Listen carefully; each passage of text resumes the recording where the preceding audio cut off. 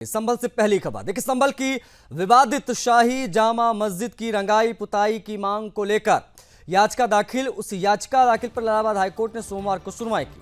High court ने मामले की सुनवाई करते हुए एसआई को आपत्ति दाखिल करने के लिए मोहलत दी है। बता आपको यह भी दें कि इस मामले में एसआई यानी आर्कियोलॉजिकल सर्वे ऑफ इंडिया को तीसरा सप्लीमेंट्री एफिडेविट दाखिल करना होगा। एफिडेविट में एएसआई को यह बताना होगा कि शाही जामा मस्जिद के बाहरी परिसर में रंगाई पुताई की जरूरत है या नहीं है। इस मामले में बुधवार 12 मार्च को सुबह 10 बजे से जस्टिस रोहित रंजन अग्रवाल की सिंगल बेंच में सुनवाई होगी। संभल की विवादित मस्जिद कमेटी ने पिछली सुनवाई पर एएसआई की रिपोर्ट पर अपनी आपत्ति दाखिल की थी।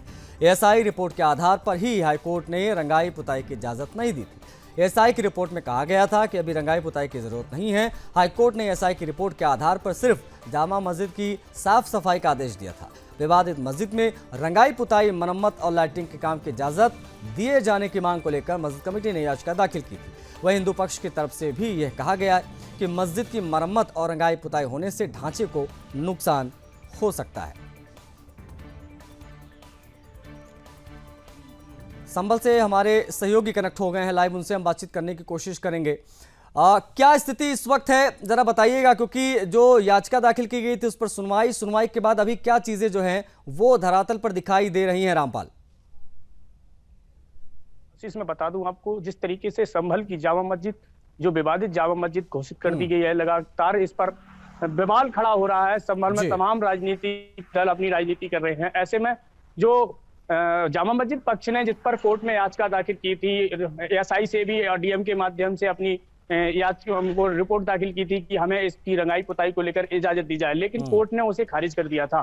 लेकिन अब उसमें जो सुनवाई होनी थी वो 10 मार्च यानी आज होनी थी, लेकिन आज भी वो सुनवाई मतलब एएसआई ने जो है एएसआई को अपना पक्ष रखना था, उसमें अपनी रिपोर्ट सौंपनी थी, लेकिन किसी कारणवश एएसआई अपनी रिपोर्ट उसमें दाखिल नहीं कर पाई। लेकिन उसने 2 दिन का वक्त और मतलब हाई कोर्ट की तरफ से और मिला है, यानी 12 तारीख को अगली सुनवाई होगी इस मामले को लेकर के। यानी अगली जो सुनवाई होगी वो 2 दिन बाद यानी 12 मार्च को होनी है। ऐसे में ये लगाया जा रहा है कि आगे क्या जो फैसला आता है वो तो आने वाला वक्त ही बता पाएगा, लेकिन फिलहाल आज की जो तारीख में जिस तरीके से होली का पर्व है वो महत्वपूर्ण माना जा रहा है यहाँ पर। और जो है आज जिस तरीके से तमाम टोलियां, तमाम संभल के इलाकों में जो है हिंदू पक्ष के लोग हैं वो उन्हें खुशी का माहौल देखने को मिल रहा है। तमाम तरह से मतलब होली की जो जुलूस है वो निकाले जा रहे हैं। अच्छा, जो याचिका दाखिल की गई थी रामपाल, उस याचिका में कहा क्या गया था, क्या तर्क दिया गया था, और एसआई से जो रिपोर्ट मांगी गई है उस रिपोर्ट में क्या ऐसी चीजें 12 तारीख को पेश हो सकती हैं? क्या ये 12 तारीख को रिपोर्ट पेश की जाएगी? एक ये भी चीज बता दीजिए। देखिए, मैं बता दूं आशीष, यहाँ पर जो इन्होंने अपनी जो सबूत है एएसआई से ये मांग की गई है कि भाई जो अपनी जो पक्ष है, अपनी जो रिपोर्ट है वो दाखिल करें।